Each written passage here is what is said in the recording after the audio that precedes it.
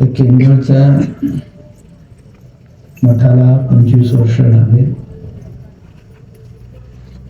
आणि याच निमित्ताने अनेक कार्यक्रमही संपन्न केला.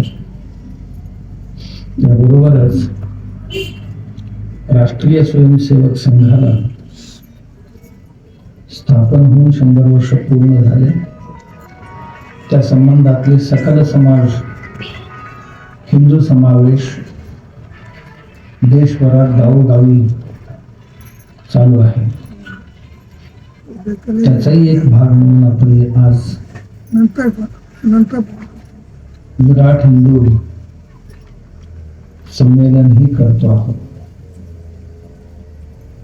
ज्यावेळी मठ स्थापन झाला त्यावेळी फक्त मठच होतं, त्या आजूबाजूला फारसं काही नव्हतं. एखाद्या 2 घरं होती. आज मला वाटते टिकवी आणि केंद्र दोन्ही एक होत आहे. इतकी वस्ती वाढलेली आहे. जितकी वस्ती वाढते तितकी उतुलाव जमीन कमी होत जाते. जितकी वस्ती वाढतात तितके मंदिरांच्याही संख्या वाढत असते. आपल्या देशाचे एक वैशिष्ट्य आहे, 4-8 घरं झाले की तिथे त्याच्या मध्यभागी कुठलं तरी एक देऊळ बांधावं लागतं.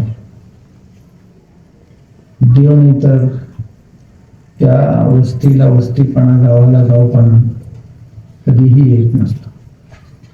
जसं घरात देवारा नसले तर घराला घरपण कसं येत नाही, तसं गावाला गावपण देवालयानेच प्राप्त होत असते. ही परंपरा आहे 1000 वर्षांची. म्हणून इथे धर्मक्षेत्र निर्माण झाला. घारे जरी पुढे असले बाकी सर्वही त्यांनी साथ दिली. कार्यक्रम संपन्न करावे. कारण कुठल्याही इमारत बांधल्याने क्षेत्र निर्माण होत नाही. त्या ठिकाणी पाहायला पाहिजे की पूजा अर्चना, पोथी पारायण, सत्संग, आरती जर होत नसती बांधूनही न बांधल्यासारखाच असतो. आणि एवढं सर्वही करण्याकरता सर्वांचंच योगदान लागतं. आपण सर्वजण योगदान देत आहात आणि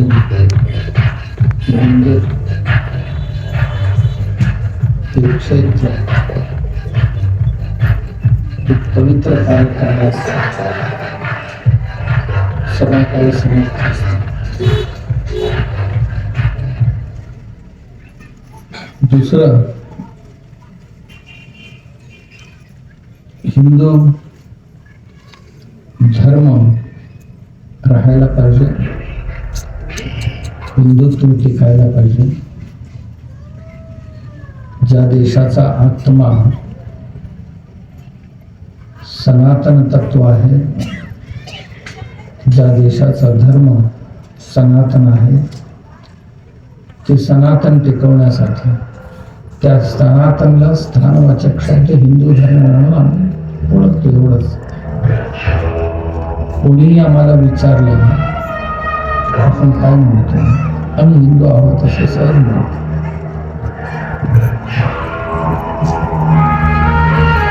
हिंदू आहोत असं जेव्हा म्हणतो तसे हिंदू सारखं राहणेही आवश्यक असते.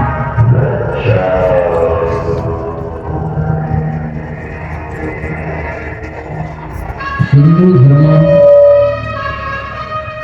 140 कोटीची वर आपल्या लोकसंख्या आहे. त्या जवळजवळ 144 कोटीच्या अधिक आपली संख्या असताना त्यामध्ये हिंदू जवळजवळ 120 कोटी आहे. आणि सगळ्यांना आपल्या बरोबर घेऊन जाणार. हिंदू धर्मावर अनेक आक्रमण झाले, आपण ऐकले, खूप आक्रमण झाले. परकीयांकडूनही झाले आणि स्वकीयांकडूनही झाले. परकीय जे आहे उघडपणे येत होते, आक्रमण करत होते. त्यांची मुकाबला आपली लोक करतच आले. जवळजवळ 30,000 देवळं पाडली. काशी, मथुरा, अयोध्या येथील मंदिरांबरोबर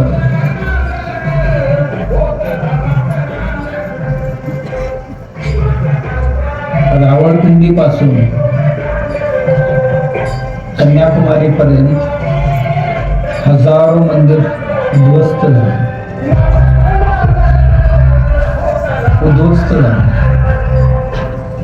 कशामुळे झाले?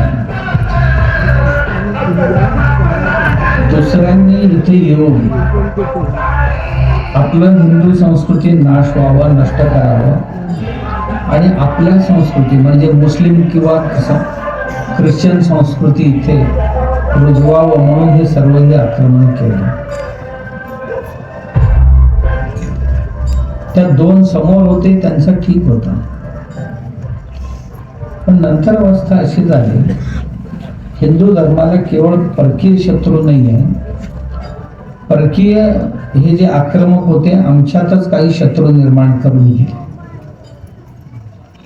आज हिंदू धर्माला क्षीण करणारे कोण कोण आहे हे ओळखणं सुद्धा कठीण झाले आम्हाला. का? आमचीच लोक आमचे धर्म संपवायला निघाले. एक तर ख्रिश्चन पैसे देऊन, आमिष दाखवून हिंदूंना पाठवायचं काम करतात. मुसलमान ही जिहाद सारखी गोष्टी करून, घुसखोरी करून. ख्रिश्चन बघा गावोगावी येशू ख्रिस्तांची 2 पुस्तकं घेतात. हिंदू देवदेवतांची अवहेलना करणारी काही पुस्तकं लिहिलेली आहेत आणि तुमचा देव कसं कनिष्ठ आहे, आमचा देव कसं श्रेष्ठ आहे याची काही किताब पुस्तक तुमच्या हातात आणून देतात. त्याच्यावर 2 चॉकलेट देतात, 2 गोळ्या देतात आणि भुरळ पाडतात आणि आपापसामध्ये भांडणं लावतात. आमच्यात अरे वरच्या जातीतली लोक तुम्हाला खालच्यांना किंमतच देत नाही, कशाला यांच्यात राहता, या आमच्यात आम्ही मोठे मान सन्मान देऊ म्हणतात आणि आमच्यातलेही गोळे भांडे काही जातात. काही दिवस गेल्यानंतर त्यांच्या लक्षात येते अरे आपल्यात होतो ते बरं होतो, आपण हे तरी त्यांच्यापेक्षा खतरनाक आहेत, भयानक आहेत, इथे माणुसकी सुद्धा नाही आहे आणि इथे कशाला आलो याची पश्चाताप पण करतात. पण काही ना असं वाटतं आपण गेलो एकदा तर परत कसं यावं, या विवंचने तिथे सडत राहतात. आणि ही ख्रिश्चन ज्या करता दरवर्षी हजारो लाखो करोड रुपये आमिष दाखवण्याकरता एक माणूस धर्मांतरित झाला की त्याला एवढी लाख तेवढी लाख, शेड्यूल कास्ट असतील तर एवढा, ओबीसी असेल तर एवढा, सवर्ण असेल तर एवढा, त्यांचे रेटच फिक्स केलेले. हे जर ख्रिश्चन धर्म स्वीकारलं तर एवढे पैसे मिळतील आणि तुम्हाला आम्ही शिक्षण मोफत देऊ आमच्या ख्रिश्चन शाळांमध्ये, तुम्हाला अमुक करू तमुक करू, असं वेगवेगळ्या दारू देऊन सुद्धा माणसं आमचे धर्मांतर केलेले आहे. आमच्या इकडे काही कोकण भागात नेहमी कंट्रीत येणारे गावात लोक असतात, त्या लोकांना विदेशी बाटल्या दिले की बाटल्यांसाठी धर्म सोडून गेलेले आहे. त्यांना तरी प्रज्ञा नसते कारण ते दारुडेच असतात. त्यांना रोज दारू प्यायला मिळाले की आपण असलं काय आणि नसलं काय फरक पडत नाही, पण घरच्यांचा हाल होत असते कारण सगळ्यांनाच घेऊन गेलेले असतो, घरच्यांचा घुसमट होत असते आणि एकटा दारू पिऊन मजा करत असतो. आणि प्रश्न इथे थांबत नाहीये, हा मेल्यानंतर जी दुसरी पिढी आहे त्या घरातली ती प्रचंड शत्रू बनते हिंदू धर्माची. देवाचा अवहेलना करते, आमच्या सगळ्या संस्कारांची अवहेलना करते, देशाची अवहेलना करते आणि यांची जे काय असेल भिस्त ते सगळे येशू ख्रिस्तांवर राहतं. आणि आपण आपल्यातलंच एक शत्रू तयार करतो. आपणही विचार करायला पाहिजे की माणसांना आज खाण्यापिण्या हे दिले तर जातील, पण ती परिस्थिती आज बदलले. सरकार सगळ्यांना धान्य देते, राहायला घर बांधून देते, कपडेही घेऊन देते, दवाखान्याचाही पैसे मोफत केलेले आहेत, भरपूर सुविधा काहीतरी तरी देतात सरकारवाले. पण मान सन्मान जो असतो आपल्यात, कोणी कुठल्याही जातीचा असो, त्याला गौरव सन्मान प्रतिष्ठा मिळावं ही अपेक्षा असते. कोणी आपल्याला कुत्र्यासारखं वागवावं असं वाटत नाही. आम्ही सुद्धा काय करतो, आमच्या स्वयंपाकघरापर्यंत कुत्रा आलेले चालते आम्हाला. मांजर अख्खा गावभर फिरते आणि कुठेही आणि स्वयंपाकघरात येऊन खातं पिते. पण आम्हाला खालच्या जातीतला माणूस घरात आलेले चालत नाही. अशी जर आमची वर्तणूक असेल तर माणसं आमच्या बरोबर कशी राहतील? आपले विचार बदलायला पाहिजे. कुत्री मांजरं जर स्वयंपाकघरात आले तरी चालते, पण माणसं जवळ आलेले चालत नसेल, पडवीत आलेले चालत नसेल तर कसे राहतील माणसं आमच्याकडे? याचाही आम्ही विचार केला पाहिजे. आम्ही तोंडी काहीही सांगू, पण कृतीत उतरवणं गरजेचे आहे. का आपण दुसऱ्यांना मनुष्य मानू शकत नाही? आणि असंच करत राहिलो तर पुढे काय होणार? चार चार जर आपल्याला सगळे सोडून जायला लागले तर आम्ही अल्पसंख्याक बनलो. ही अशा पद्धतीने नेले ख्रिश्चनांनी. ख्रिश्चन येतात, चमत्कारांची शो करतात. चमत्कार म्हणजे एक पादरी त्यांचा ह्याच्यात नाही, तो अमेरिकेत नाही, इंग्लंड मधनं येतो, अशा स्टेजवर असा चमत्कारांचा शो करतो. एक नाटक करत येतो, माझं पाय दुखते, कंबर दुखते म्हणून. त्याच्यावर असा तुझ्या येसू बरा करतो, बरा करतो, बरा करतो, असं 2 मिनिटात तो पळत जातो. हे सगळे नाटक. एक खोकत येतोय, 6 महिने झाले, 9 महिने झाले, माझी खोकला जाईना. मग तो येसूचा हे त्याला स्पर्श करतो आणि तुझा खोकला 2 मिनिटात बरा करतो असं चिटक्या मारून सांगतो आणि त्याच्या पाठीवर हात मारतो. आता खोकला आहे का? नाही नाही नाही, माझा खोकला गेला म्हणतो आणि पळत जातो. ही सगळी नाटकं तयार करून आलेली नाटकं आमच्या समोर खेळतात आणि गोळ्या वावड्या माणसं जे आहेत ह्यांची मन परिवर्तन करून हिंदू धर्म सोडून ख्रिश्चन धर्मात न्यायचा प्रयत्न करतात. ही गल्लोगल्ली गावागावात चालू आहे. यांची हे कार्यक्रम आयोजन करून देणारी कोण आहेत? आपलीच लोक आहेत. आमचीच नेते असतात, आमचीच पुढारी असतात, आमचीच उद्योगपती असतात. ह्या स्टेज घालून देणारी हेच असतात, त्या कार्यक्रमाचं उद्घाटन करणारी हेच असतात आणि सगळ्या पक्षाचे आहेत. ह्यात अमुक एक पक्षाचे असं नाहीये. सत्ता पक्ष, विरोधी पक्ष सगळेच त्यात आहेत.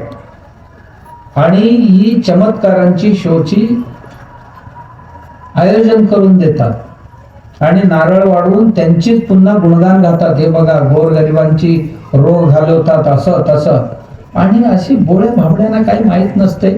आणि हे नाटक चालू आहे. 3-3, 4-4 महिने ते रंगतालीम करून आलेले आहेत. 2 मिनिटात रोग बरं करण्याची रंगतालीम करून आलेत. हे आमच्या लक्षात येत नाही. खरोखरच ह्यांचा येसू बरा करतो आणि तुमची देवदेवता बरं करू शकत नाही. म्हणजे यांचा येसू एका मिनिटात, यांचा येसू म्हणजे काय निर्मा आहे का हमाम साबण आहे तेच कळत नाही.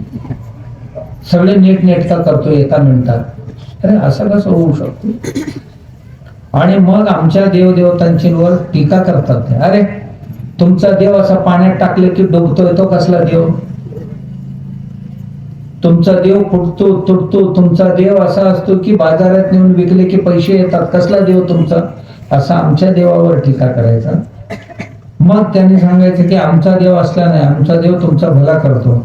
आणि मी म्हटलं तुमचा देव दे माझ्याकडे, घाल अग्नीत बघू जळतो की नाही जळतो. त्यांचा क्रॉस असतो एक लाकडाचा आणि तुमचा देव जळतो की नाही जळतो टाक आगीत बघून. असं आमच्यातलं कोणी धाडसाने म्हणत नाही त्यांना. आणि आमच्या लोकांना शिकवताना अरे तुमच्याकडे 50 देव आणि एकावरही धड निष्ठा नाही तुमची, आणि तर कसं देव प्रसन्न होणार? तुमची देव सगळी शक्तीहीन आहेत. आमचा देव एकाच आहे पण भयंकर स्ट्रॉंग आहे असं म्हणतात. मग मी त्यांना विचारलं एकदा, तुमचा देव एकटाच आहे ना? आमचे देव 50 आहेत. ठीक आहे, एकच आहे.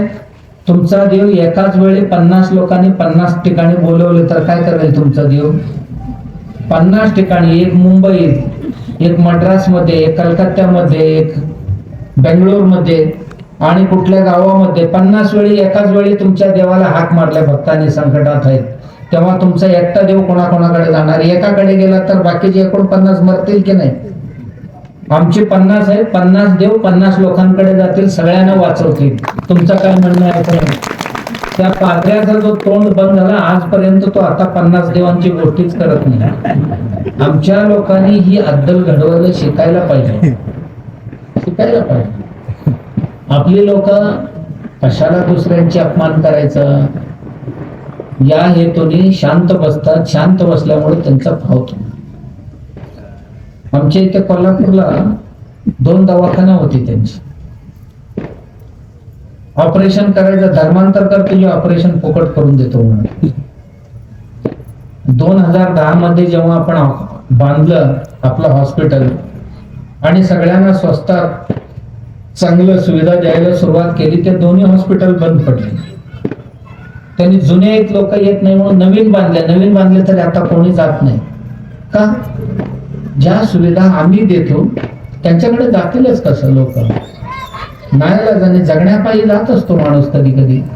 आम्ही भाषण करून काही लोकांचं दुःख दूर नाही होणार, जरूर समज येईल, पण त्यांची मजबुरी जी आहे अनिवार्यता, त्याला आपण आधार देणं गरजेचे असते. म्हणून आपल्या लोकांना आपण जिथे असेल तिथे मार्गदर्शन केलं पाहिजे. करून बाबा त्या छोट्या छोट्या गोष्टी करता बाळू नका तुम्ही, आपला धर्म पुन्हा मिळणार नाही. आपण अनंत जन्माची पुण्य म्हणून या धरती, या भूमीवर आणि या धर्मात जन्माला आलोय. कोणी शक्यत नाही, आपण भाग्यवान आहोत. आपण एका बाजूला हे ख्रिश्चनांची अशी आक्रमण, दुसऱ्या बाजूला ही मुसलमान लोक लव जिहाद. त्यांनी कॉलेज आणि IT कंपन्या, अमुक कंपन्या, मोठमोठ्या कंपन्या भरलेल्या आहेत. तिथे लग्न झालेल्या माणसाची, एक माणसांची 10-20 आयडेंटिटी कार्ड आहे आणि सगळी हिंदू नावं असणारी कार्ड तयार करून घेतले. तो असतो अब्दुल्ला आणि नाव लावलेले असतो अविनाश, बरोबर? अविनाश नावाने आयडेंटिटी कार्ड त्याचा. आणि त्या आयडेंटिटी कार्डवर आमच्या मुलींना जाळ्यात ओढतात. आमच्याच हॉस्पिटलमध्ये एका मुलाला मी नोकरी दिलं. कोण म्हणाले की ऑपरेशन थिएटर मध्ये टेक्निशियन म्हणून चांगलं काम करतोय स्वामीजी, याला तुमच्यात नोकरी देता का? मी म्हटलं चांगला मुलगा असेल म्हणून दिला त्याला. लग्न झालेले, त्याला 3 मुलं होती, दिलं त्याला. दिल्यानंतर तो आमच्यातल्या एका मुलीशी लगट करायला लागला, तेव्हा ताबडतोब त्याला धरला आणि पोलीस स्टेशनला दिलं. देण्यापूर्वी त्याचा फोन काढून घेतला. त्या फोन मध्ये अजून 8 मुली आमच्यातलीच होती. त्या म्हणजे ही हरामखोर काय धंदा करतात. त्याची बायको आहे, त्याला 3 मुलं आहेत, तरी सुद्धा 8 मुलींची सलगी करत होता. म्हणजे असं करून आपण, त्यांनी काय, त्यांचा हेतू काय आहे? भारतात आता संविधानिकरित्या जर दिल्लीची सत्ता आपण हातात घ्यायला पाहिजे तर आपली वोट किती पाहिजे? मग एवढी कोटी पाहिजे. एवढी कोटी किती वर्षात पूर्ण करायचं? त्या पूर्ण करण्याकरता कोणता मार्ग अवलंबायचा? एक लव जिहाद. आता काल परवाच एक सापडणार. तुम्ही आता बघितलं, मोठ्या नाशिकला ती कंपनी काय छोटी नाहीये आणि वरिष्ठ अधिकाऱ्यांना हे सगळ्या माहिती नसतात. आता त्या वरिष्ठ अधिकारी जे त्या कंपनीचे इन्चार्ज आहेत, चंद्रशेखरन, त्यांनी सांगितलं मुळासकट हे काढून टाका, यातला काही ठेवू नका, सगळी शोधून काढा. आणि त्यातल्या त्या मुलींना जाळ्यात ओढायचं, हॉटेलवर घेऊन जायचं, खाऊ पिऊ घालायचं, पिण्याच्या याच्यामध्ये भुंगीचे औषध घालायचं, औषध घालून त्या मुलींवर बलात्कार करायचा हॉटेलमध्ये आणि बलात्काराची व्हिडिओ करायचा. व्हिडिओ करून दर दिवशी त्या मुलीला ब्लॅकमेल करायचं आणि एकाने तिच्यावर अत्याचार करून झाले की तीच क्लिप दुसऱ्यांकडे द्यायचं. दुसरा जायचं, बघ माझ्या बरोबर आलीस तर ठीक, नाही तर ही मी सगळीकडे सोडून देईन. असं करत करत करत त्याने 50 म्हणतात की 50 नाही, अजून खूप आहे. एका कंपनीत मोठ्या मोठ्या ह्याच्यातल्या पदावरची ही लोक आमच्या हिंदू मुलींना अशा पद्धतीने, मग त्या मुलीला ती दुसरी मुली आणलीस तर ठीक, नाही आणलीस तर तुझी व्हायरल करतो बघ, असं करत करत करत शेकडो मुली बाद केल्या. परवाच 15 दिवसापूर्वी, 1 महिना झाला, बेंगलोरमध्ये एक मुलगी सापडली. ती मुलीला जाळ्यात ओढला होता. तो मुसलमान होता, केरळचा. आणि त्या मुलाला धरल्यानंतर लक्षात आलं की त्या मुलासारखे 100 लोक एजंट नेमलेले आहेत की हिंदू मुलींना आपल्या जाळ्यात ओढायचं, लग्न करायचं. वेगवेगळ्या, एकच माणूस 10-10, 20-20 मुलींची लग्न करतो. एकेला ह्या गावात ठेवतो, एकेला त्या गावात ठेवतो. हिचा तिला कळत नाही, तिच्या हिला कळत नाही. 10-10, 15-15 मुलींची एकटाच लग्न करतो आणि एवढी मुलं बाळग तयार करतो. यांची संख्या वाढवायची, त्यांना वाढवून लोकशाही पद्धतीने इथे राज्य स्थापन करायचं, इस्लामिक राज्य स्थापन करायचं नाही. एक लव जिहाद. आणि आमच्या मुली अशी आहेत की एकदा त्यांच्या ह्याच्यात गेले की नंतर आई बाबांचे सुद्धा ऐकत नाही. नाही, माझे हुसेन तसं नाही, माझे अब्दुल्ला तसं नाही, आपल्या पोरी सांगायला लागतात. ज्या आई बाबांनी लहानाची मोठे केले, शिकवायला यांना चांगल्या चांगल्या मेडिकलला टाकले, इंजिनिअरिंगला टाकले, नोकरीला कुठे सोडले आणि तिथे भानगडी केले, तर नंतर गेले तर आई बाबा मेले तर मरू द्या म्हणतात. याच पुणे शहरामध्ये मागच्या वर्षी एक मुलगी, एकुलती एक मुलगी गेली.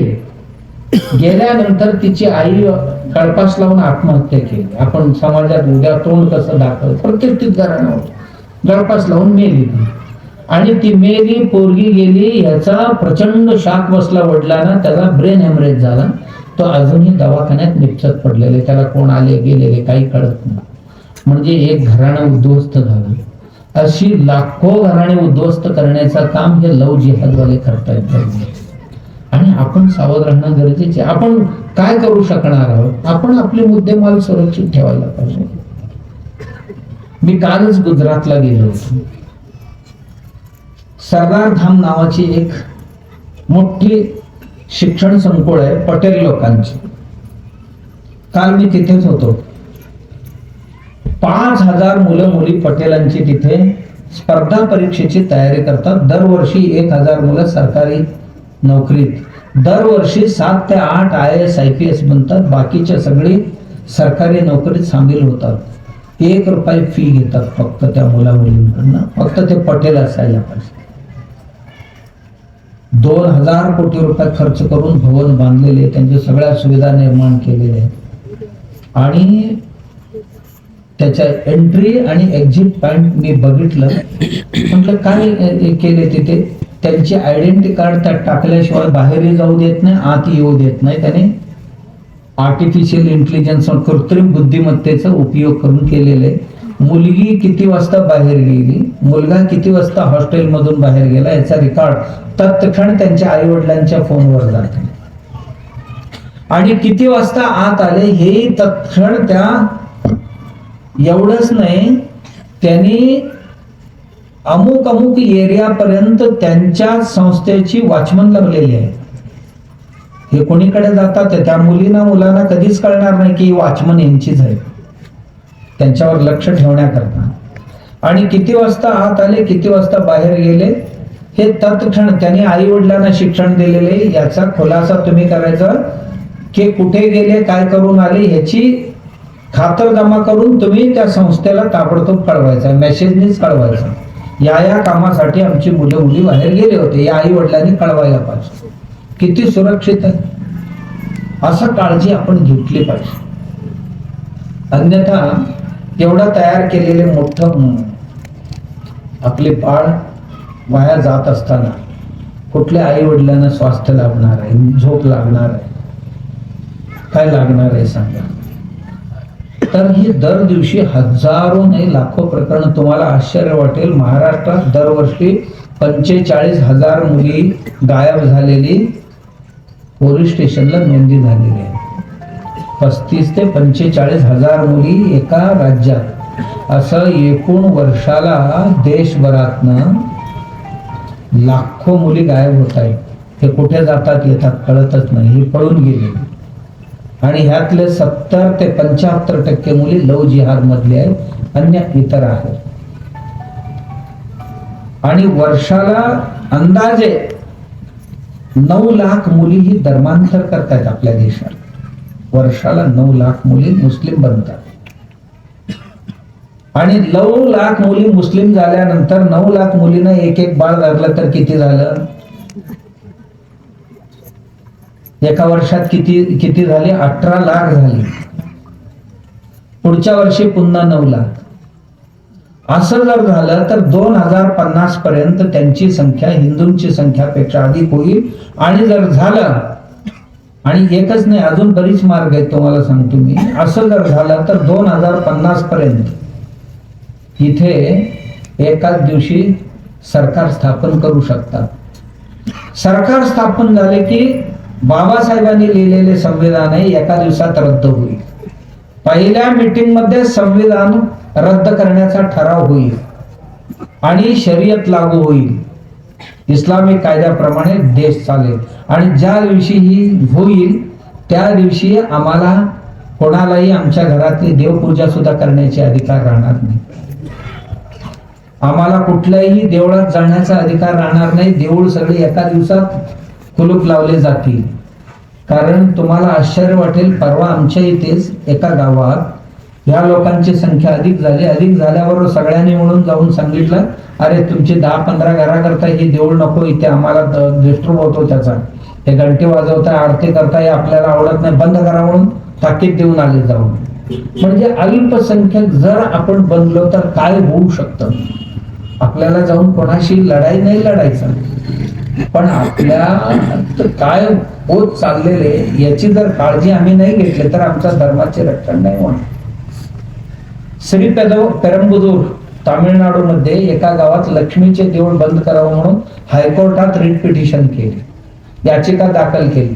का तर इथे आम्हाला हे मंदिर पूजा अर्चा आणि इथली घंटी वाजणं, यांची आरती करणं आम्हाला खूपच असहनीय झालेले आणि हे देऊळ बंद करण्यात यावं म्हणून हायकोर्टात गेली होती. काश्मीरमध्ये जी झाली तीच अवस्था इथल्यांची होईल 2050 पर्यंत. आणि ही कोणाला तरी भीती घालण्यासाठी, कोणाला तरी हे करण्यासाठी नाही, ही वास्तव आहे. वास्तविकता आपण काय उदार मनाची माणसं आहोत. आम्ही कधी कोणाला दोष देत नाही, कधी कोणाला वाईट म्हणत नाही. त्याच्यामुळे दुसऱ्यांची काय झाली, त्यांची फावतच चालली. आणि आमचीच लोक आम्हीच उठायचं, सर्वधर्म सभा करायचं. आमच्या मंदिरांमध्ये सर्वधर्म सभा आयोजित करतो आम्ही. कधी कुठल्या मशिदीत सर्वधर्म सभा आयोजित झाली? कुठल्या ख्रिश्चन चर्चमध्ये सर्वधर्म सभा आयोजित केली?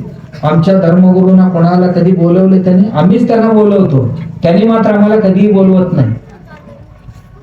आम्हाला बोलवलं तर काय, आमची माणसं ओढण्यासाठी बोलवतील ते. ही महाराज सुद्धा आमचीच आहेत म्हणण्याकरता बोलवतील ते. असे काही महाराज लोक आमच्यातले जातात. ही एक मोठा अपाय आहे आमच्याकडे. आपण आणखीन काय झाले ह्यात, आणखीन भर म्हणजे आमचे राजकीय पुढारी. बाबा इतकी कुजलेले नाचलेले पुढारी आमच्यात तयार झालेले आहेत. आमच्याच धर्मावर, आमच्याच संप्रदायावर, आमच्याच महाराज लोकांवर टीका टिप्पणी करणं, अमुक करणं तमुक करणं, या पुढाऱ्यांचे धंदा झालेले आहे.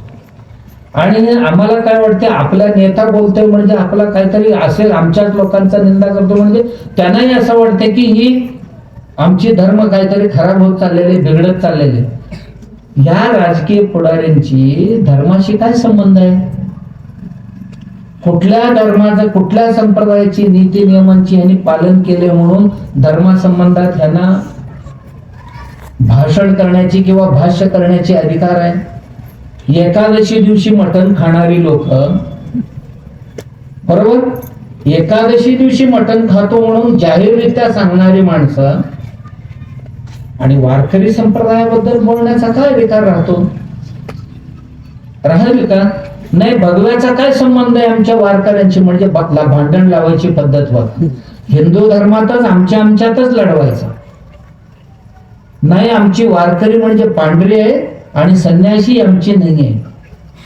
अरे आम्ही सगळी हिंदू आहोत. आमची झेंडा भगवी आहे, आमची झेंडा भगवी आहे.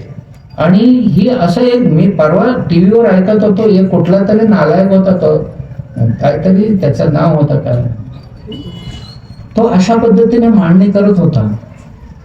आश्चर्य वाटलं मला त्याचा मांडणी ऐकून. म्हणजे संप्रदायांमध्ये भांडणं लावायचं, भांडणं लावून आमच्या देवावरची, धर्मावरची श्रद्धा नाश करायचं आणि ख्रिश्चन मुस्लिम धर्म पसरवण्यासाठी रस्ता बनवून द्यायचा, रस्ता प्रशस्त करून द्यायचा. ही असली धंदे ही राजकीय लोक करायला लागले का?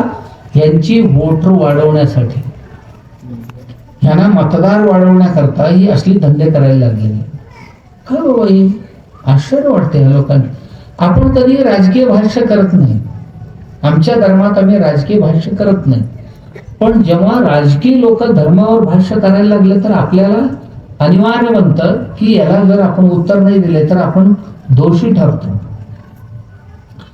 आज काय झाले, संप्रदायांमध्ये लढाई सुरू झाली आणि हिंदू धर्म क्षीण व्हायला लागले. हे दुसरं वास्तविकता आहे.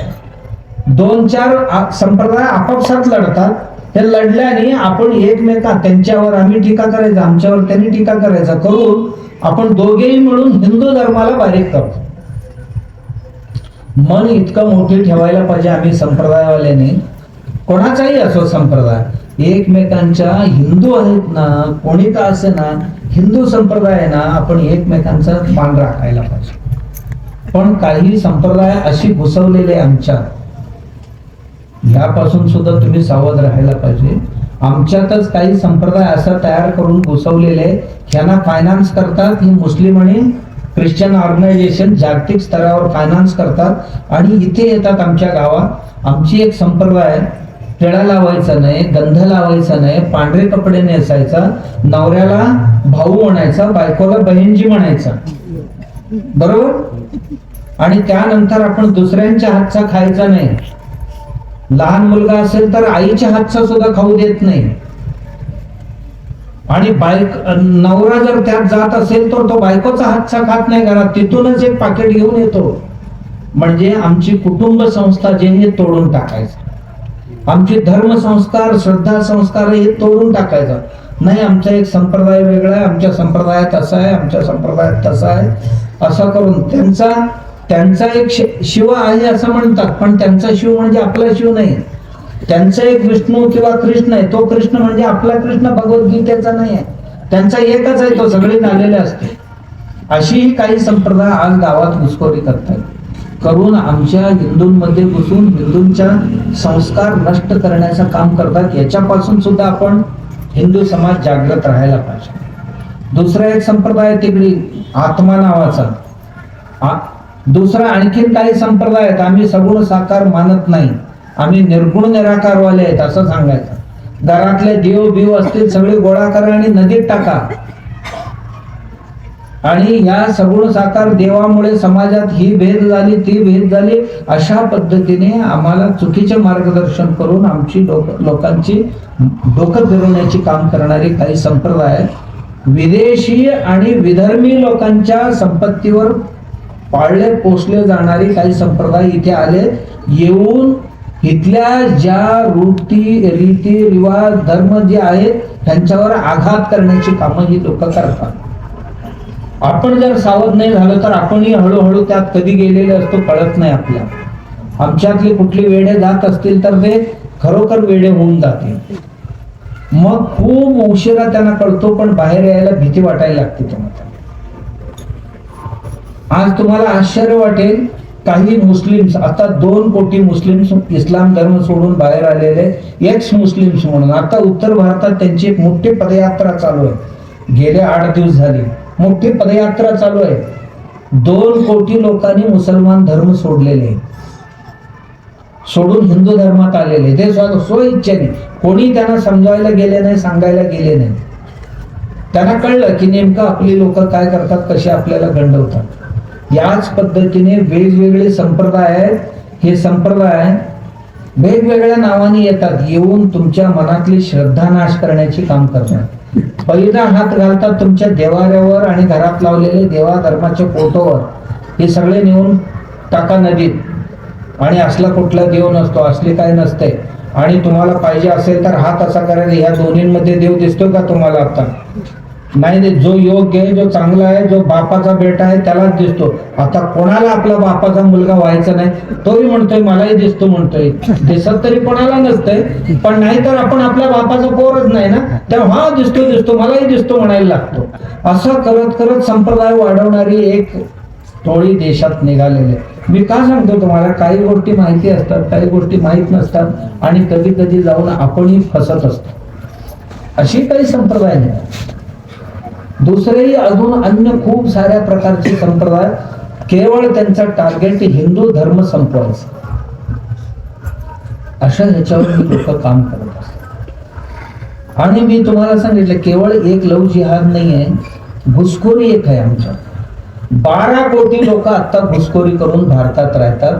हे रोहिंग्या असतील, अफगाणिस्तान मधनं आलेले असतील, पाकिस्तान आणि बांगलादेशातनं घुसखोरी करून भारतात आलेले 12 कोटी मुसलमान भारतात राहतात. आणि आमच्याकडे सगळे आयडेंटिटी कार्ड मिळवलेले आहेत, त्यांनी पैसे देऊन त्यांच्या शाळेत प्रवेश मिळवलेले आहे, सरकारी योजना सगळे लागू झालेले आहेत. आणि एवढंच नाही, या लोकांना मतदानाचा अधिकार सुद्धा त्यांनी मिळवलेले आहे. इथे पैसे दिले तर काही मिळते आपल्या देशात. ही लोक 12 कोटी लोक जर बाहेर काढले गेले तर 12 कोटी लोकांना जे फुकट पोसत होतो ते आमच्या लोकांना मिळेल की नाही इथे? आणि हे 12 कोटी लोक आमचे इलेक्शनचे रिझल्ट, परिणाम आहे त्याच्यावर प्रभाव टाकतात ही लोक. आणि एवढंच नाही, जिथे जिथेही यांची संख्या वाढते तसं तसं आमची लोक तिथनं काढता पाय घेतात. बाबा इथे ही संख्या वाढली, तिथे नको राहायला, आपण जाऊया बाहेर.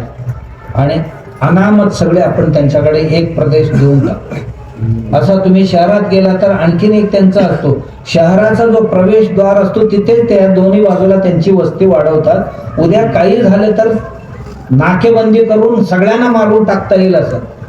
जम्मू काश्मीर मध्ये अब्दुल्ला गव्हर्नमेंट असताना एक रोशन नावाची कायदा पास केली होती.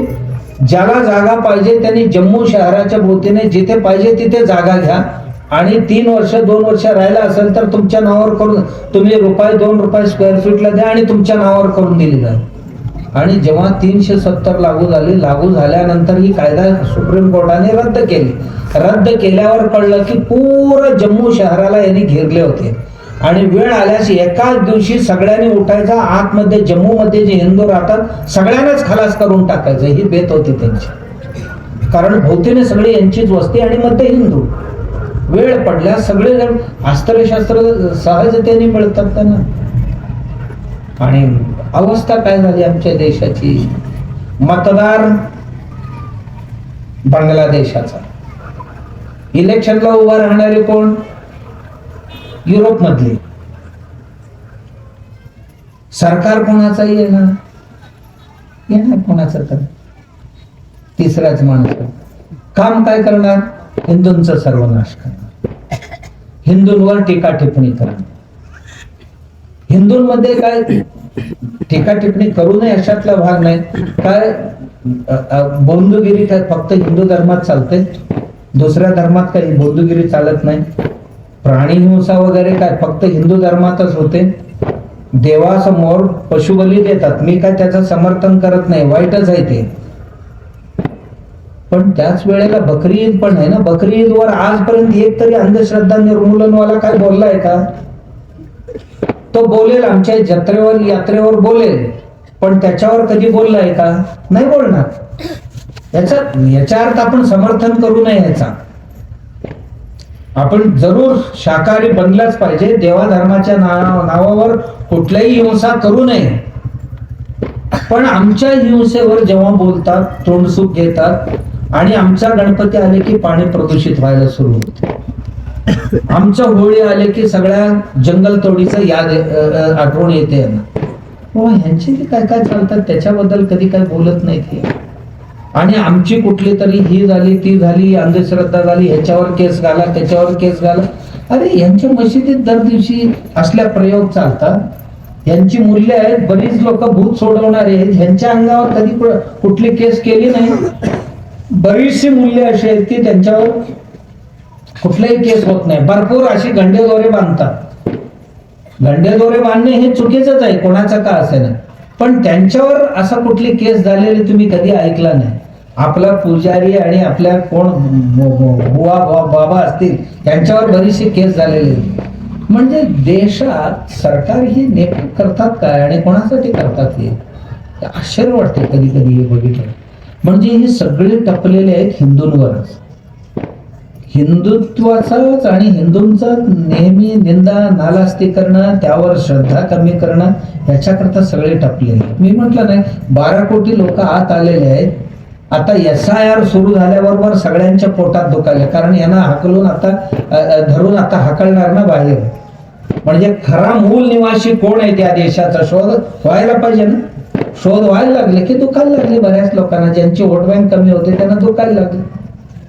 हे नको ते नको आपण म्हणतो, पण हिंदू सुरक्षित राहतील कसं देशात? हिंदू सुरक्षित राहायला पाहिजे. उद्या हे 12 कोटी लोक जर बाहेरचे येऊन राहत असतील, आम्ही किती वर्ष लागतील? एका बाजूला हम दो हमारा एक आणि दुसऱ्या बाजूला हम 5 हमारे 25. कसं मेळ खाणार? आणि कधी ना कधी आपली जनसंख्या घटणार ना. आता या वर्षी जर गणती झाली तर गणतीमध्ये आपली संख्या किती घटले, दुसऱ्यांची किती वाढले हे लक्षात येईल. आणि डोळे पांढरे होतील आमच्या सगळ्यांचे. आम्ही वेड्यासारखं आपलं चाललोय मान खाली घालून. आणि असं कोणतरी जागा करायचं काम केला की त्याला जातीवादी किंवा हिंदुत्ववादी म्हणजे जणू काय खूप मोठा अपराधी अशा पद्धतीचं एक वातावरण तयार केलं जातं देशात. का आमच्या लोकांना आम्ही समजावणं काय अपराध आहे? आमच्या लोकांना तुम्ही आपापली रीती रिवाज सण वार नीट नेटकेपणा करत जावं बाबा म्हणून सांगणं काय अपराध आहे? नाही. पण असं सांगणं जणू काय अपराध आहे अशा पद्धतीने साधू संतांवर टीका टिप्पणी केली जाते. आणि यांना घुसखोर किंवा अमुक तमुक असं काहीतरी प्रतिगामी शक्ती, म्हणजे हे अर्बन नक्सलाइटने आम्हाला प्रतिगामी शक्ती म्हणायचं. ही तरी शहरी नक्षलवादी आहेत सगळे. ही शहरी नक्षलवाद्यांनी देश सगळे पोखरून काढला होता. नशिबाने आता हे नक्षलवाद संपवत आणले या सरकारवाल्याने. नक्षलवादी अख्ख्या गावची गाव वेठीस धरत होते. हजारो पोलीस मारले गेले, हजारो मिलिटरीतली माणसं मारले गेले आणि हजारो गाव वेठीस धरून गाव लुटत होते नक्षलवाद्यांकडनं. आणि नक्षलवाद एक नाही 13 राज्यांमध्ये पसरलेले नक्षलवाद होता. आणि काही काम करायचं ना, कष्ट करायचं नाही, असं लुटून आणायचं खायचं. आणि ही केवळ तिथे नाही, शहरांमध्ये सुद्धा सरकारी नोकरीत राहणारी, कोर्टात राहणारे न्यायाधीशांपासून चपराशापर्यंत त्यांचे समर्थक, मंत्रालयातल्या सेक्रेटरी पासून साध्या तलाट्यांपर्यंत या नक्षलवाद्यांचे समर्थक. या नक्षलवाद्यांचे समर्थक मंत्र्यांपासून जिल्हा परिषदेच्या सदस्यांपर्यंत यांची समर्थक, यांना दर महिन्याला एवढे पैसे देणारे देऊन हे नक्षलवाद जीवन ठेवलेले होते. ते आता कुठेतरी समज का नक्षलवादाचा उद्देश का? हिंदू धर्म नष्ट करायचा, हिंदूंवर तुटून पडायचं. जिथे मिळेल तिथे रीती रिवाज आमची पद्धती जी आहे ह्याच्यावर तुटून पडणं, भाषण करणं. आणि भारतात बऱ्याचशा प्रशस्ती, आणि हे कोणाला मिळणार? केंद्रीय प्रशस्ती. जो हिंदू धर्मावर प्रचंड टीका करेल त्याला राष्ट्रीय पुरस्कार मिळणार, त्याला मॅग्सेसे पुरस्कार मिळणार.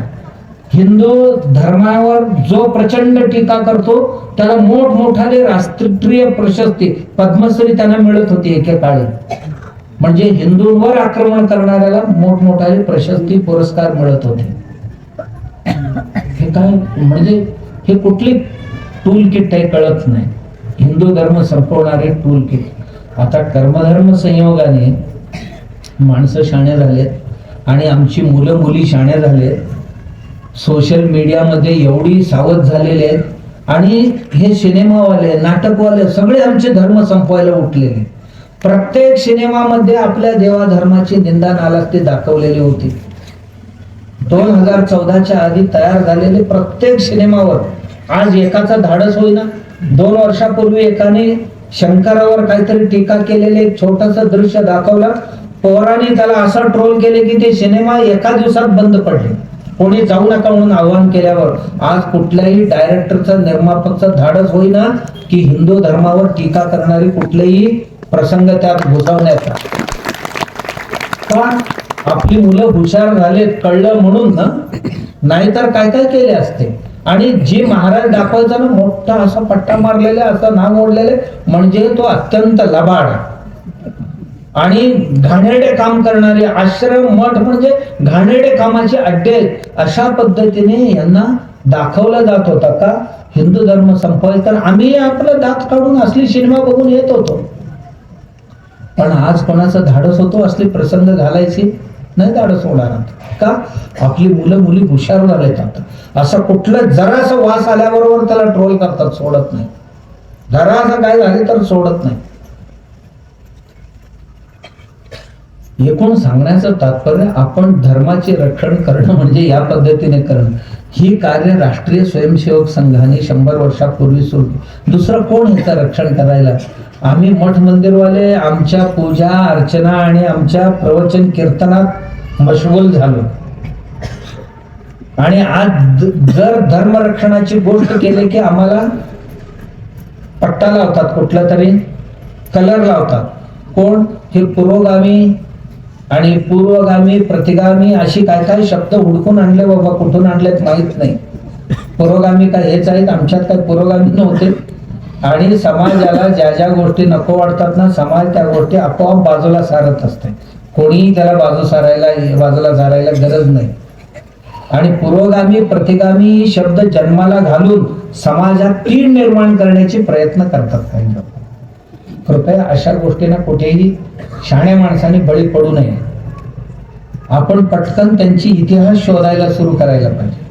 बाबा ही कधी नाही ती माणसं धर्माबद्दल बोलतात, यांनी धर्मात कधी काय केला होता, कधी वारकऱ्यांसाठी काय केला होता, किंवा कधी मंदिरात कधी गेले होते, हे कधी कीर्तनात हे बसले होते, कधी प्रवचन ऐकले होते, कधी पूजा अर्चना यांच्या आयुष्यात यांनी कधी कोण केले होते जे बोलणारे आहेत, याची आपण विचार केला पाहिजे.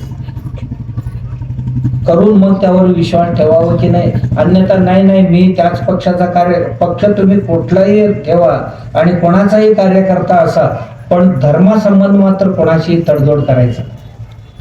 कोणी सगळ्यांना अधिकार आहे, ते कुठल्या पार्टीत राहायचं, कोणाला मदत करायचं, हे सगळे ज्यांचे त्यांचे अधिकार आहेत. त्यात आमचा हस्तक्षेप कुठेही असता कामा नाही. कोणी धर्माधिकाऱ्यांची हिंदुत्वाला बाधा येणार नाही असं काही. बघा आजपर्यंत आलेले मंडळी, आमच्या देशाचा शिक्षण मंत्री 70 वर्षाच्या एकूण 60-65 वर्षाच्या कालावधीमध्ये 30 वर्ष मुस्लिम व्यक्ती या देशाचे शिक्षण मंत्री होते. मौलाना अबुल कलाम आझाद, जो केवळ कुठल्याही शाळेत शिकायला गेला नव्हता, त्यांनी कुठल्याही सरकारी शाळेत शिक्षण घेतलं नव्हता, कुठलाही सर्टिफिकेट त्याच्याकडे नव्हता, केवळ मदरशात जाऊन लिहायला वाचायला शिकलेला माणूस तो 30 वर्ष या देशाचा, तो आणि त्याच्यानंतरचे असं 30-35 वर्ष हे शिक्षण मंत्री झाले. मग आमच्या मुलांना पाठ्यक्रमात काय येणार सांगा बघू? अकबर द ग्रेट, शिवाजी दरोडखोरांच्या टोळीचा प्रमुख. काय शिकवलं गेलं तुम्हाला माहिती सुद्धा नाही काय शिकवलं गेलं. छत्रपती शिवाजी दरोडखोरांची टोळीचा प्रमुख म्हणून आमच्या CBSE स्कूलच्या सिलेबस मध्ये पाठ्यक्रमाला लावले होते. आणि अकबर द ग्रेट, सर्व धर्म सहिष्णू अकबर, तो फार महान माणूस होता असा त्याचा. आणि शिवाजीचं चरित्र छत्रपतींच्या अर्धा पेज मध्ये, आणि अकबर द ग्रेट एक पुस्तक पुरा एका वर्षासाठी लावलं. का?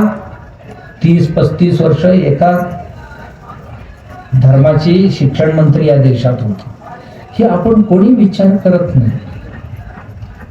की कोण शिक्षण मंत्री आला तर शिक्षणामध्ये काय प्रयोग करतो आमच्या लक्षात पण येत नाही. काय काय घालतात आणि आमच्या लहान मुलांच्या डोक्यात गाठले की शेवटपर्यंत तीच इतिहास डोक्यात राहतो. राणा प्रताप हाही दरोडखोरांच्या टोळीचा प्रमुख, जंगलात राहणारा, अशा पद्धतीने लिहिले कुणी? आमच्याच लोकांनी.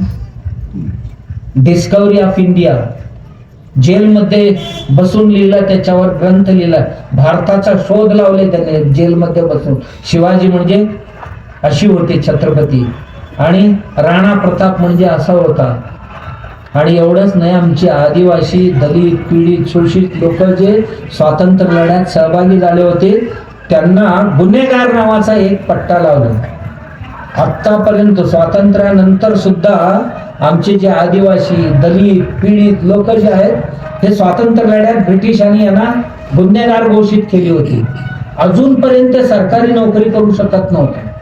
राष्ट्रीय स्वयंसेवक संघाने त्याच्याकरता एक कमिटी नेमली. बाबा अशी किती जाती आहेत बघा देशभरात, ज्यांना असे हे लावलेले आहेत, त्या सगळ्या जाती शोधून काढून एक ठराव, एक बिल पास केले की सगळ्यांच्या माथ्यावर लिहिलेले हे जे गुन्हेगारीचं कलंक होता ते काढून टाकले कायद्याने. आता ती मुलं सगळी शिकून सरकारी नोकरीत सामील होऊ शकते.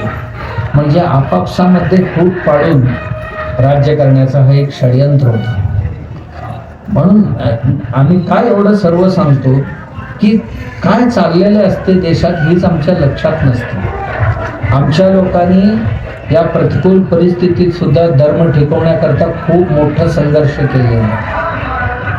आणि आजही आमच्या देशात हिंदू धर्म बारीक करण्याचा जो प्रयत्न आहे, जातीमध्ये भांडणं लावायचं, आमच्यातच आमच्या बांधवांना उठवून बसवायचं. आता आम्ही बघतो नाही, ते जे ऐकतो की त्यातलाच एक भाग आहे, एक भाग आहे. आमच्यातच भांडण लावायचं, भांडण लावून आम्ही भांडत बसायला पाहिजे, तिसऱ्याने फायदा घेऊन जायला पाहिजे. अशा पद्धतीची एक व्यवस्था असते. याच्या बाबतीत आपण सावध राहायला पाहिजे. मग सावध राहायचं म्हणजे नेमकं काय करायचं? आज आमच्या संप्रदायांमधलं भांडणं थांबवायला पाहिजे, जातीमधलं संघर्ष थांबवायला पाहिजे. घराघरातली समज गैरसमज होऊन जे परिवार तुटतायत, कुटुंब तुटतायत, त्या कुटुंब जे तुटतायत ते बंद केला पाहिजे. मन मोठं कर का? संस्कारहीनतेच्या कारणास्तव, संस्कारांच्या अभावाच्या कारणास्तव आमची परिवार तुटतात. संस्कार जर चांगले असतील तर एकमेकांना आपण समजून घेतो, एकमेकांना आपण जमवून घेतो. अन्यथा मग पटकन तुटायला वेळ लागत नाही. समाज तुटतात, परिवार तुटतं, किंवा अशी करत हिंदू धर्म हा क्षीण होता. याच्याकरता संस्कारांची गरज आहे. आणि ही संस्कार निर्माण करण्याचं काम राष्ट्रीय स्वयंसेवक संघ त्यांच्या शाखांच्या माध्यमातून मुलं मुली तयार करतात, चांगले नागरिक तयार करतात. चांगल्या नागरिकांमुळे चांगला देश तयार व्हावा हा त्यांचा हेतू असतो. 100 वर्ष एकच काम केले आणि इथल्या कोणी मुलं शिक्षणापासून वंचित राहू नये म्हणून जंगलात डोंगरावर राहणारे जे आदिवासी आहेत, वनवासी आहेत, त्यांच्याकरता 1 लाख एकल विद्यालय, जिथे 4-5 मुलं आहेत, सरकार शाळा स्थापन करू शकत नाही, तिथे RSSने एक शाळा उघडली. त्यांच्या स्वतःच्या खर्चाने आपल्यासारख्यांकडनं पैसे घेतले आणि त्या मुलांना शिकवणी शाणी केली. आणि त्यातले 65-70 खासदार आहेत आता. अशा एकल विद्यालयातनं शिकलेले जे मुलं आहेत 60-70 आता खासदार आहेत. अन्यथा हे शिकले नसते तर तिथपर्यंत जाऊ शकले असते का? नाही. 5-7 मुख्यमंत्री झाले. वनवासी कल्याण केंद्र संघाचा एक आयाम आहे वनवासी कल्याण केंद्र.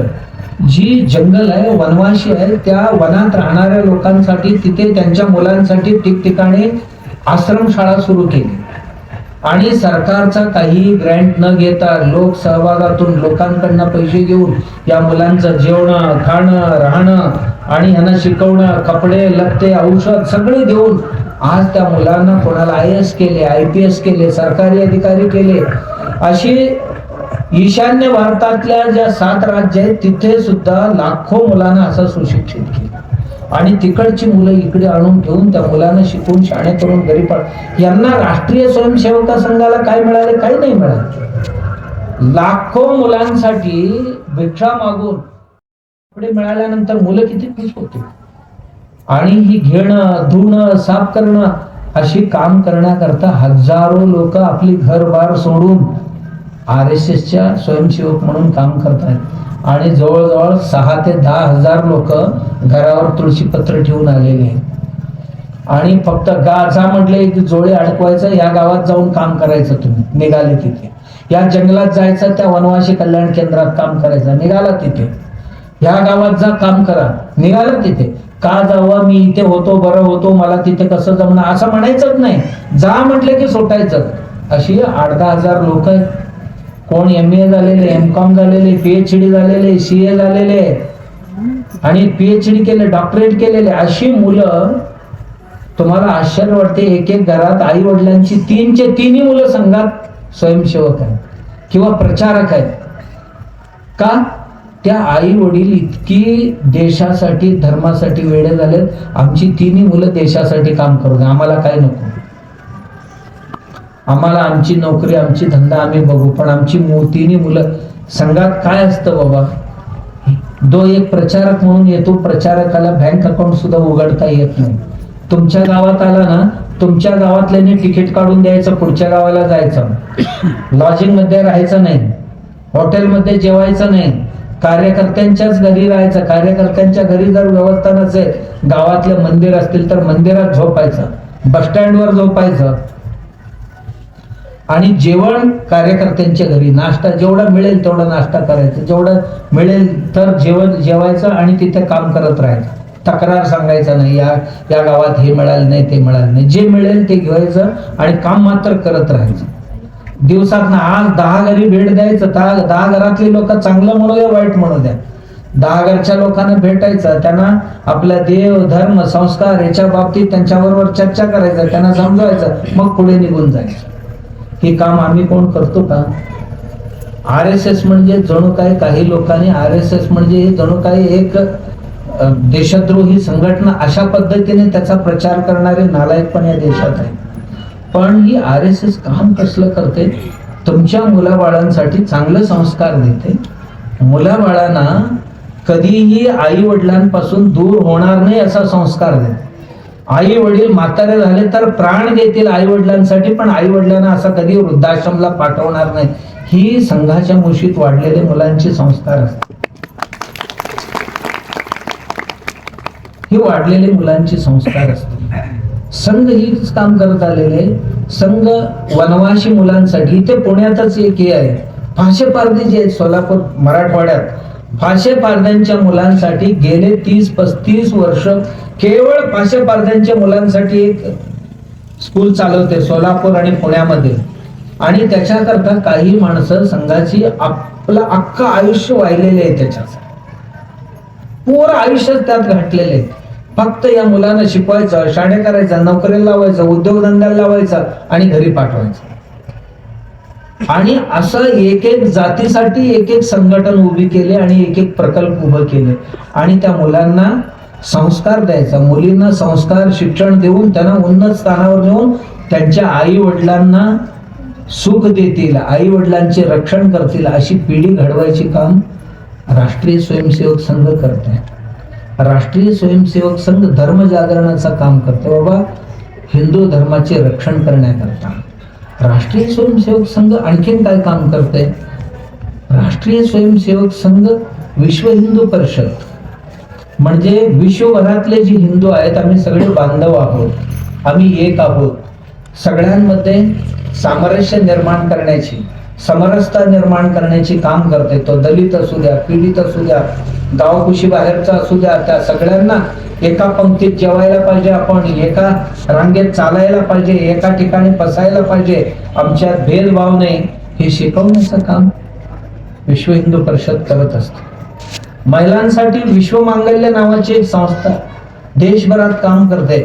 या महिला घरोघरी जातील, घरच्या महिलेला आपला परिवार कसं टिकवायला पाहिजे, नातं किती महत्वाचं आहे, आपल्या स्वयंपाकघरातलं जेवण किती महत्वाचे आहे, लहान लहान मुलांना कशा पद्धतीने संस्कार करावं, मुलांना शिक्षण कसं द्यावं, ही काम करणे, ही काम जे आहे विश्वमंगल नावाची जे संघाचा एक विभाग आहे, त्यात जवळजवळ 10,000 पेक्षा अधिक महिला कार्यरत आहेत. आणि तशी काही लाखांची त्यांची स्वयंसेवकांची सेविकांची संख्या आहे, तीही काम करतात. मजुरांसाठी काम करणारी आहेत, शेतकऱ्यांसाठी किसान संघ आहे, आणि असं संघर्षात्मक काम करायचं असेल तर किसान मोर्चा नावाची संघटना, ही सगळी अनेक जिथे जिथे जे जे गरज भासते, केवळ मंदिरांच्या पुनरुत्थान करण्याकरता विश्व हिंदू परिषदेत एक प्रकल्प काम करत असते की कुठल्या कुठले देऊळ जीर्ण शीर्ण झालेत, त्यांना कसा आपण जीर्णोद्धार करायचा. आणि मंदिरांची केवळ पूजा अर्चना नाही, ही एक लहान मुला मुलींची संस्कार केंद्र बनायला पाहिजे. कसं त्या पुजाऱ्यांना चांगलं ट्रेनिंग द्यायचं, पूजेची ट्रेनिंग द्यायचं, आणि ह्या मुलांना शिकवण्याकरता कथा कशी सांगावी, श्लोक कशी शिकवावी याची ट्रेनिंग देऊन मंदिर हे संस्कार केंद्र कसे बनतील याच्याकरता राष्ट्रीय स्वयं RSS रात्रंदिवस काम करत असते. आणि जो दूर असतो ना तो माणूस, राष्ट्रीय स्वयंसेवक संघामध्ये बाबासाहेब आंबेडकर एकदा नागपूरला गेले होते. बाबासाहेब गेलेले असताना कार्यक्रम संपल्याबरोबर जेवायला बसले सगळे. सरसंघ चालक होते, त्यांच्या शेजारी हे बसले, आणि त्यांच्याच शेजारी सरसंघ चालकांचा ड्रायव्हरही जेवायला बसला होता. आणि बाबासाहेबांची गाडी जो चालवत होता तोही ड्रायव्हर त्यांच्या बाजूलाच बसलेला होता. बाबासाहेबांनी विचारलं सरसंघ चालकांना की ड्रायव्हर कोणत्या जातीचे आहे. तेव्हा सरसंघ चालकांनी त्यांना सांगितलं, आमच्यात जात विचारला जात नाही, आमच्यात फक्त धर्म विचारला जातो. राष्ट्रीय स्वयंसेवक संघात जात विचारली जात नाही, तू कुठल्या जातीचा, फक्त इथे केवळ तू कुठल्या धर्माचा आहे. आम्ही सर्वही एकाच धर्माचे, हिंदू धर्माचे. भले मुस्लिम असेल पण हिंदू धर्माला मानत असेल तर त्याचा एकच धर्म. आज अनेक ख्रिश्चन सुद्धा आज संघाचा स्वयंसेवक बनलेले आहेत. केरळमध्ये ख्रिश्चन सुद्धा, त्यांना आवडलं की इथे भेदभाव नाहीये, जातीवाद होता कामा नये. आणि दूर असणाऱ्यांनाही ही ब्राह्मणांची संघटना आहे असं तसं इतकं कान पिकेल अशा पद्धतीने घाणेरड्या पद्धतीने प्रचार करत असतात लोक. आत गेल्यानंतर कळते की काय आहे. सगळ्या जाती पंथातले, सगळ्या ह्याच्यातली माणसं, 17 पगडीतली सर्व माणसं राष्ट्रीय स्वयंसेवक संघात काम करतात. आणि त्यांना तुम्ही कधी विचारा कुठल्या जातीचे, कधी जाती नाही सांगणार. ते सांगणार आम्ही हिंदू आहोत आणि देशासाठी, देवासाठी, धर्मासाठी काम करणार. म्हणून 100 वर्ष महान तपश्चर्या करून देश सुरक्षित ठेवणार. कुठलेही आपत्ती, आता मगाशी याने वाईकरने सांगितलं की कुठल्याही देशात आपदा विपदा आली की पहिल्यांदा धावून जा. काश्मीरमध्ये तुम्ही बघितलं, भूकंप झाला होता, नदी पार करताना लोकांना हे होता, रशीवर आडवे झोपले, फळी नव्हते टाकायला. छोटीशी नाला होती पण प्रचंड पाण्याने वाहत होती. दोन्ही बाजूला 2-3 रशी बांधले, इकडे एक इथे एक मध्ये एक. त्याच्यावर फळी टाकायला फळी नव्हती. संघाची स्वयंसेवक जे होती त्याच्यावर झोपले, त्यांच्या पाठीवरनं माणसं चालत गेली.